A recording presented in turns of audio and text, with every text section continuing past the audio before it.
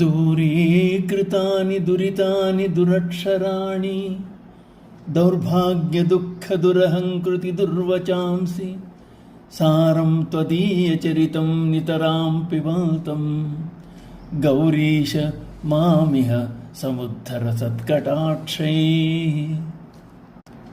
పరమేశ్వర, నేను పుట్టినప్పుడు బ్రహ్మ నా నుదుటన వ్రాసిన వ్రాత కారణంగా చేయబడిన పాపాచరణముల చేత కలిగిన దౌర్భాగ్యము, దుఃఖము, దురహంకారము నీ కటాక్ష వీక్షణము చే సమసిపోయినవి. ఇక సారము కలిగిన నీ నామామృతమును గ్రోలుచు నీ చరితమును వినుచున్న నన్ను ఈ సంసార సాగరం నుండి తరింపజేయము అంటూ సంసార సాగరం నుండి తనను కడతేర్చమని శంకరాచార్యుల వారు పరమేశ్వరుని వేడుకుంటున్నారు. జీవులను సృష్టించడం బ్రహ్మదేవుని పని. అయితే సృష్టించడమే కాదు, జీవుల తలరాతను కూడా వ్రాసి పంపుతాడు. నుదుటను ఆయన గీసిన గీత, వ్రాసిన వ్రాత చెరిపివేయగల వారెవ్వరూ లేరు, ఒక్క పరమేశ్వరుడు తప్ప.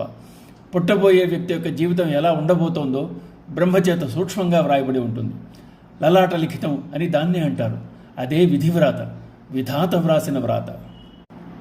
ఆ వ్రాత కూడా జీవుల యొక్క పూర్వజన్మల్లో చేసిన పాపపుణ్యాలకు అనుగుణంగా ఉంటుంది. కర్మ ఫలితాన్ని ఎవరైనా అనుభవించవలసిందే. పరమశివుని అనుగ్రహం వలన అటువంటి దురదృష్టము, దుఃఖము, దురహంకారములు ఈ జన్మలోనే తొలగిపోయాయి అంటున్నారు శంకరులు. ఇక స్తోత్ర అర్చన ధ్యానాదులచే శివుని సేవించటం వలన కర్మశేషం మిగలకుండా హరించుకుపోతుందని, అందుచేత తనను తరింపజేయమని ఈశ్వరుని ప్రార్థిస్తున్నారు. తరించడానికి తాను చేయదలుచుకున్నది చెప్పిన శంకరాచార్యుల వారు జనులు కూడా ఈ మార్గాన్ని అనుసరించి తరించవచ్చని సూచిస్తున్నారు. ఓం నమః శివాయ.